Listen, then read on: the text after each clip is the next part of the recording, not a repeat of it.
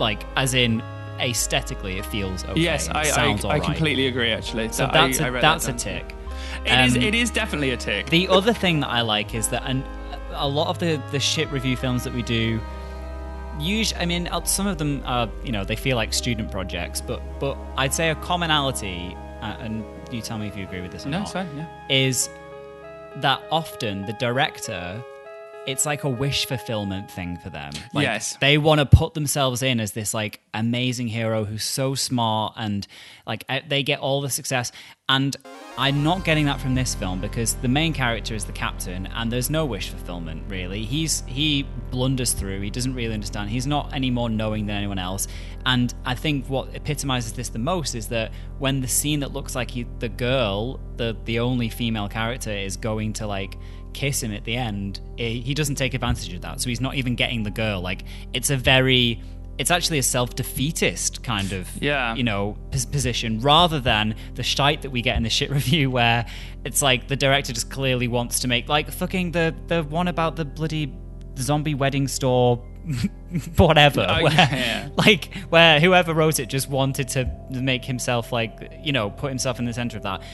With this, I'm not getting that as much, which is a nice change from the usual stuff that we do for shit review. So yeah, but they're the only two other things, in a general sense that. So it seems to me that you're looking at like the formulaic aspects of the film, the plus and minuses that make up the film and make it strong. So you looked at the editing, looked at this, whereas I think we do this a lot. I think I stood back and looked at the whole thing and just went, ugh. Well, to be honest, I mean, if you're pressing play on a film called Subferatu, I'm not holding out any high hopes for the plot anyway. No. But what I do hold in the back of my mind as a hope is that the film is at least well constructed, so the hour and a half won't feel awful. And most of the time, that's not the case with the shit review. No, exactly. But I cannot say that I did not look at the clock. I did not pause. I paused it probably more times than I've paused a shit review. Wow.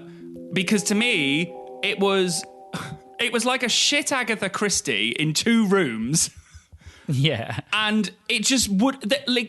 I was praying for an interval, for some sort of ice cream break, for some sort of like toilet break or something, and there was nothing. It was the same tone all the way through. This sort of like...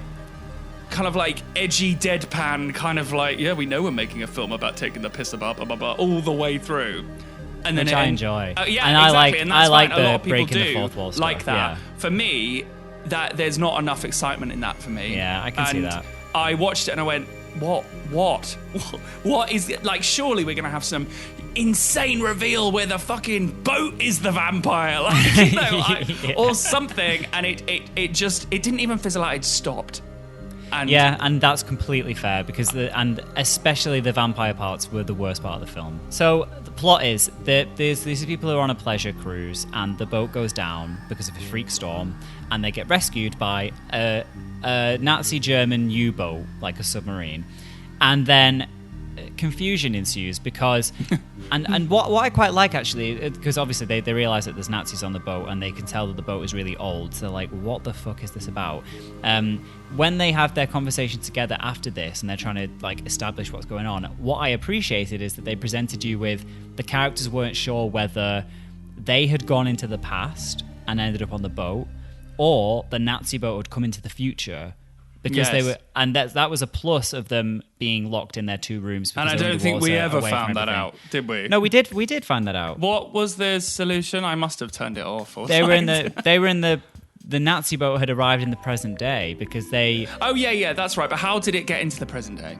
Oh, the Bermuda Triangle, I think, is the explanation. Oh, okay. Just Jan. It was Jan, of course. Sure, Jan. Sure.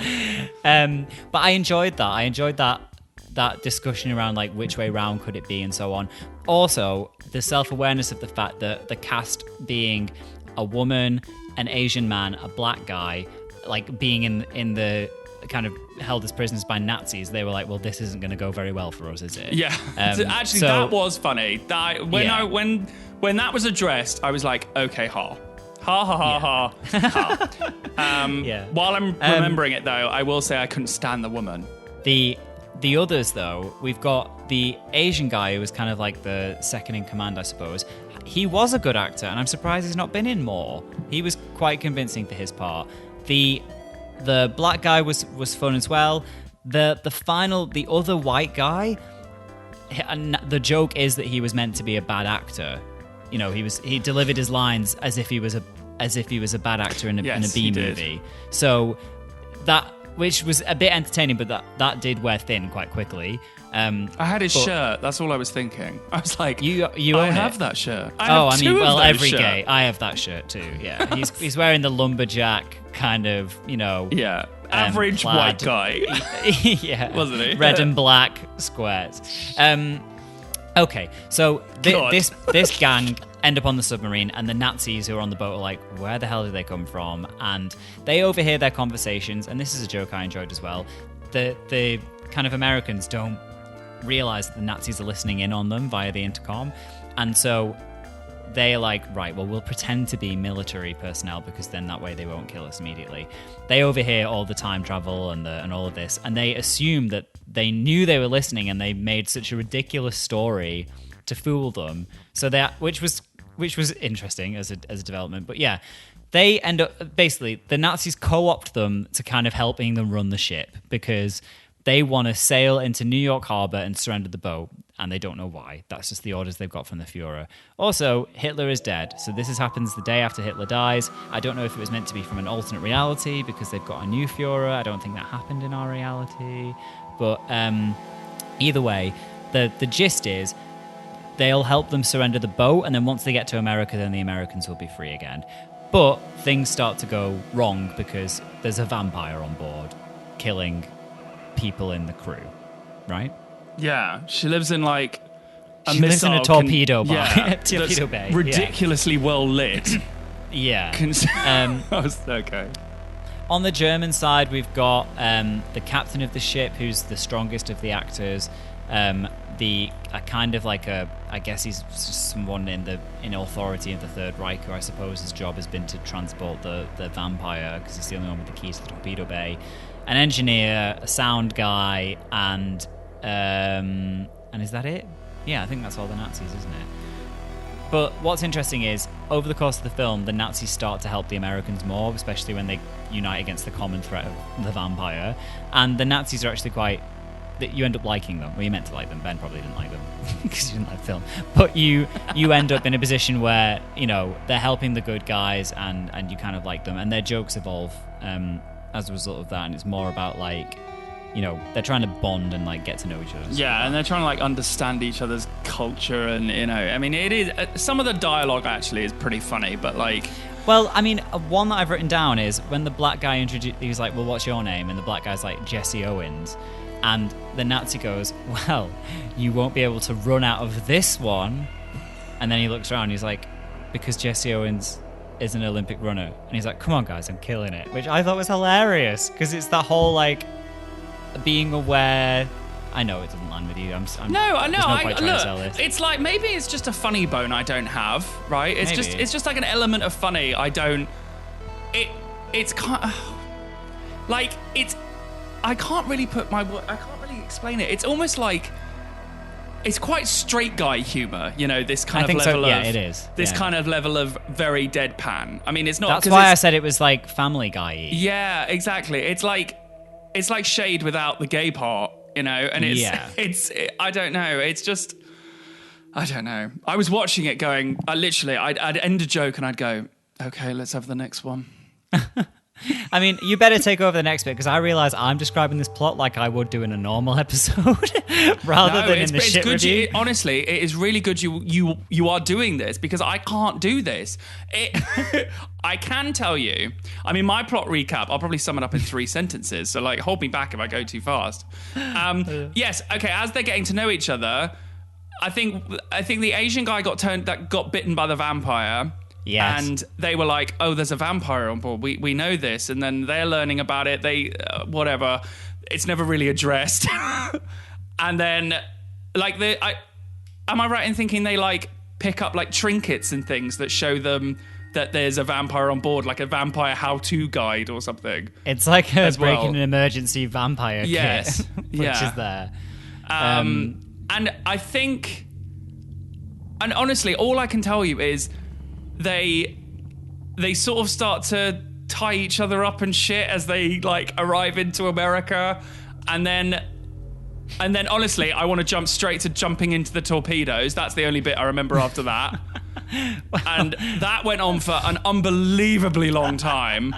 I was like, this joke, it's being like abused, and then it keeps going, and suddenly we're back on the beach with him, and he's saying, wasn't that fun? Literally, that's the ending. It's like, whoa, that was a story. And he was like, yeah, the vampire's still down there. She's still in the submarine. I don't know why the submarine's there, but there's still a vampire down there.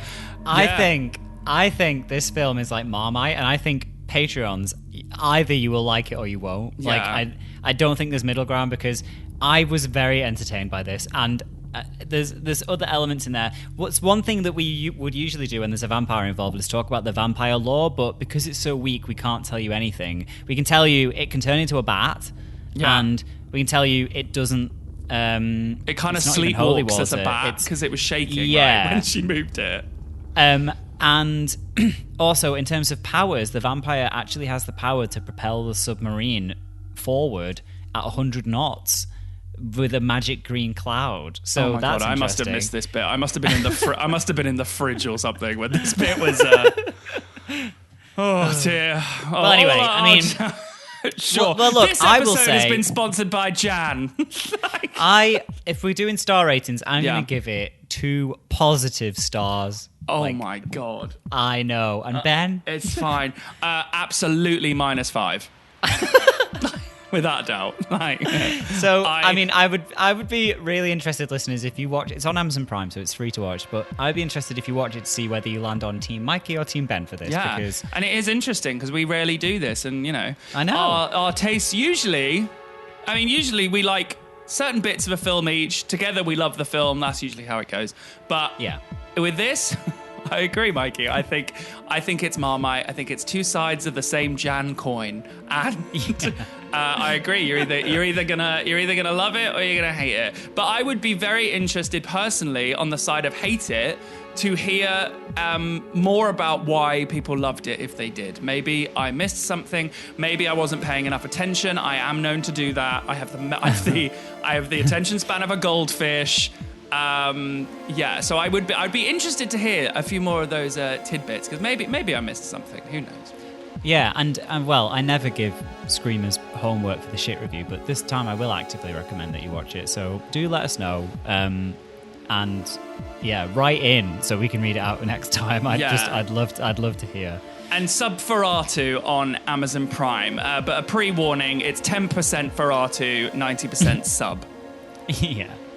Fair enough. True enough. Right, and I'm going to say something, Mikey. I think you should pick the next shit review. Okay. Because I feel like as you liked this, I want to see what other... I want to explore this dark, smelly hole we've found ourselves in with the besties. So, it's usually on Amazon Prime, guys, but obviously, Mikey, do what you want. Like, if we can both watch the film, we'll do it. Find something that calls to you, and I shall watch it, and we shall revisit, and let's see if we can keep this up. And who knows, maybe by the end of 2020 we won't be friends anymore. Yay! Well, we've always got that to hope for. So you can have your Marmite on toast, and I can not. No, thank you. Well, this was. Well, I thought it was a great film, but hey ho. It made a great episode, though, and that's the most important thing. Yeah. Everybody say love. Everybody say love. Okay. All right. We'll see you next month, and hopefully it's less smelly for me and more smelly for Mikey. All right. Bye. Bye.